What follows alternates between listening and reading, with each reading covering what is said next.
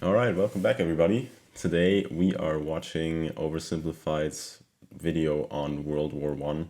This is the first part. I'm going to do a separate video for the second part. World War One is a very interesting topic. I think it's one of the most influential events in world history. And yeah, so without further ado, let's get straight into this. 1914, a time of modern technology, culture, and fashion.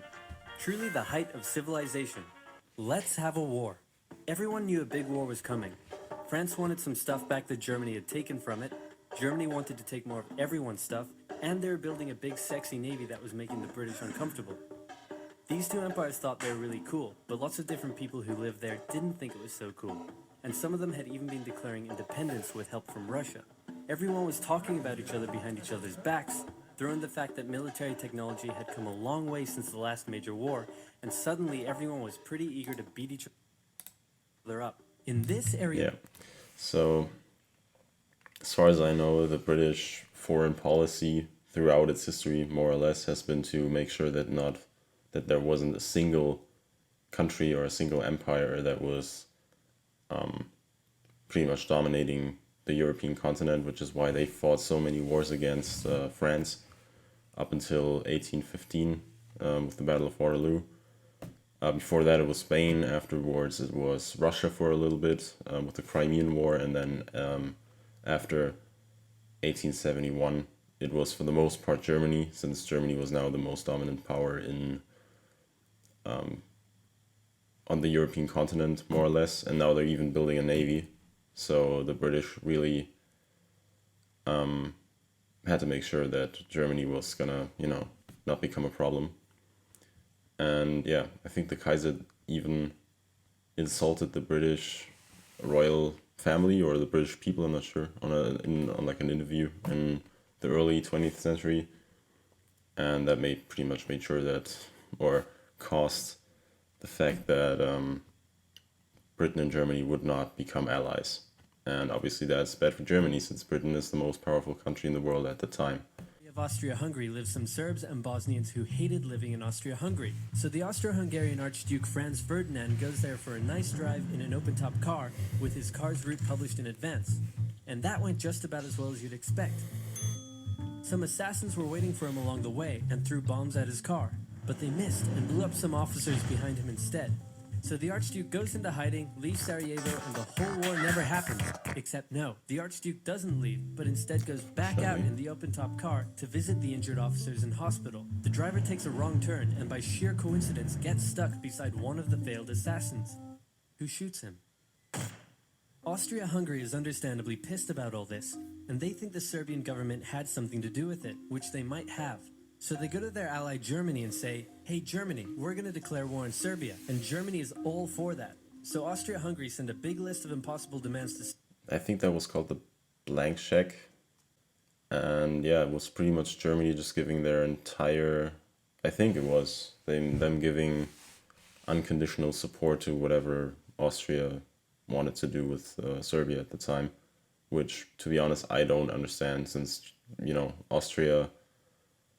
Hungary it was pretty much a declining power. I don't think that if the war happened, they would have survived another 30 years, since nationalism was, running wild at the time, and Austria was a very ethnically and linguistically diverse empire compared to countries like Germany or France.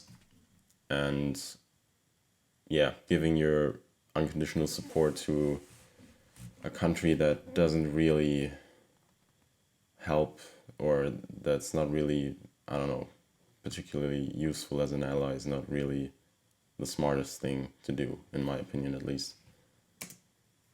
Serbia, and when Serbia refuses, they declare war. Austria-Hungary and Germany are friends, and Serbia is protected by Russia, who's friends with France, so they'll declare war on each other. Yeah. Montenegro joins in too. France and Britain also have a kind of... And people often think that the assassination of Franz Ferdinand was the one thing that led to the war, and I don't really believe that that's the case. It was the catalyst, but I don't think that war would have been avoidable at the time, unfortunately, because in hindsight it was really a pointless conflict. But I don't think at this time in history you could have convinced European powers not to go to war over something stupid like an assassination of some guy in the Balkans. Yeah, so it probably would have been something else if this assassination hadn't happened. I don't think. I believe that war would have broken out either way. So when France says, "Hey Britain, you got my back," Britain is like, "Maybe." And then they decide to stay out of it, which is great for Germany because Germany has a plan. They know that Russia is so big and clumsy that it will take them a while to get ready for war. So with this guy in charge, Germany will send all its troops into France at lightning speed while Russia's getting ready, defeat France, then move all the troops to Russia and defeat Russia, and then we all speak German and eat Pfefferpottast every day. I have absolutely no clue what that's supposed to be. Just one problem. France has loads of forts and defenses along its German border, and Germany can't waste any time fighting them, so Germany decides to go around them, through Belgium. Belgium is neutral, but Germany wants to march 750,000 troops through it to get around France's defenses. They're hoping Belgium will just kind of sit down and shut up, but they don't. They fight back, and they're pretty good too, so they slow the Germans down. What's worse is that Britain shows up, and they're pretty pissed that Germany's invading neutral countries. So now Britain declares war on Germany. Yeah. So Germany... That was the first major mistake of Germany, probably, to get Britain involved. I don't think that Britain wouldn't have gotten involved at some point, but that early wasn't, advantageous for the Germans. Through Belgium and commit some atrocities along the way. They also wear spikes and sometimes skulls on their uniform. So if you're trying to not look like the bad guys, good job. The Allies have a propaganda extravaganza, and this starts having an influence around the world, notably in America. The US President Woodrow Wilson sees himself as a bit of a Jesus figure and spends most of the war trying to get everyone to just hug it out. But there's also a large population of ethnic Germans living in the United States, and when the war first broke out, they were like, "Yay, Germany." But now that they're committing atrocities in Belgium, they're less enthusiastic. Let's play Spot the French Soldier. Did you see him?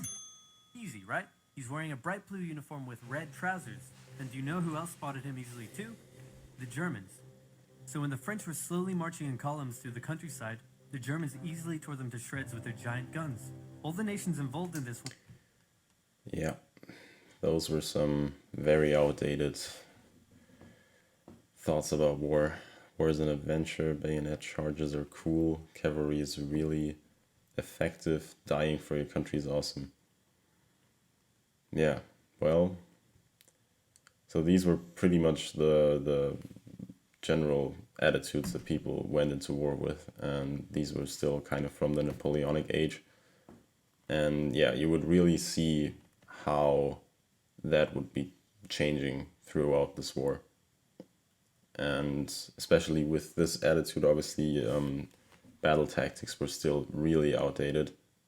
And combined with newer technologies like tanks or automatic weapons and chemical weapons and everything, it would make sure that this was going to be one of the most destructive wars ever.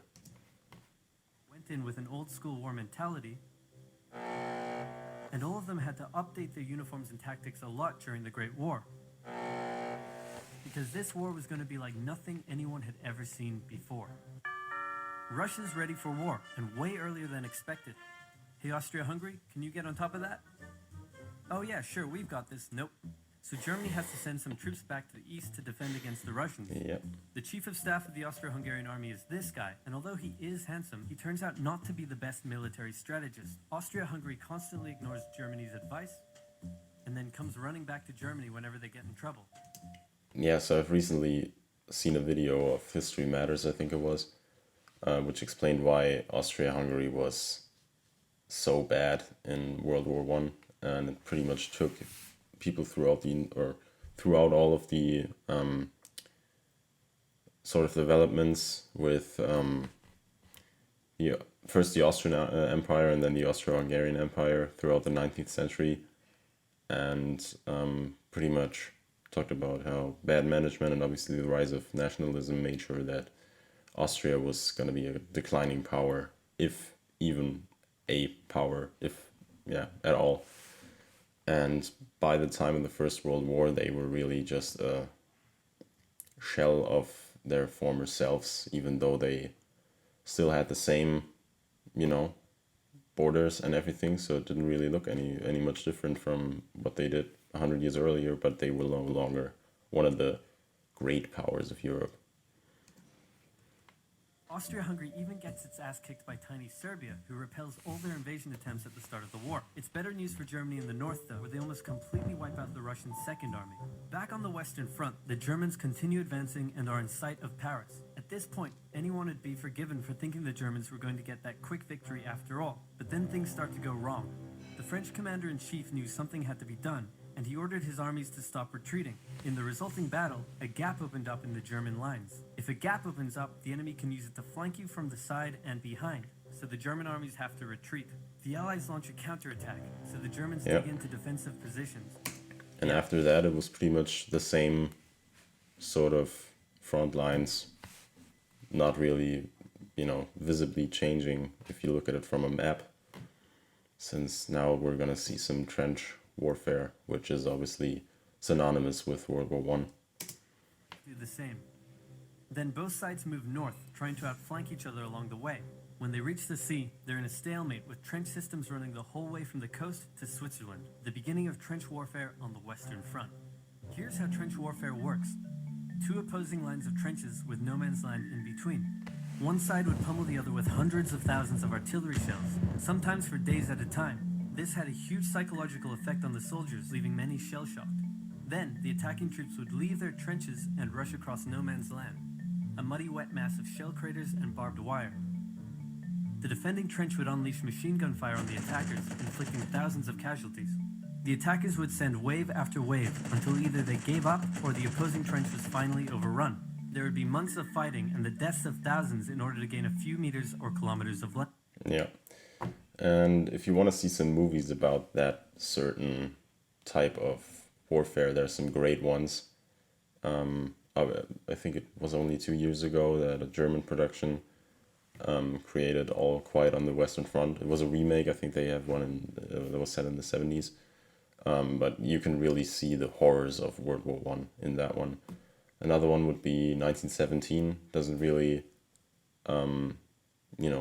take place as much in the trenches themselves as it's a story about a side mission, more or less, and you can see the countryside and destroyed villages and everything that wasn't really directly the front lines, but something that you wouldn't normally see in a movie that is about the battles themselves.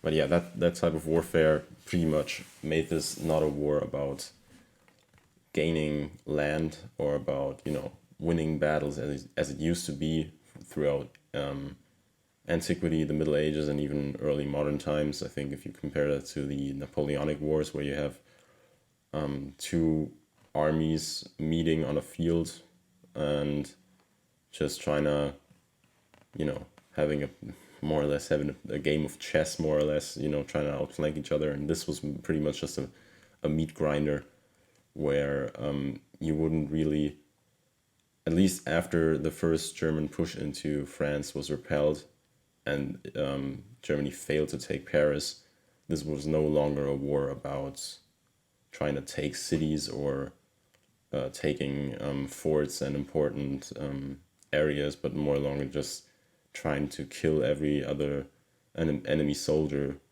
faster than they killed yours.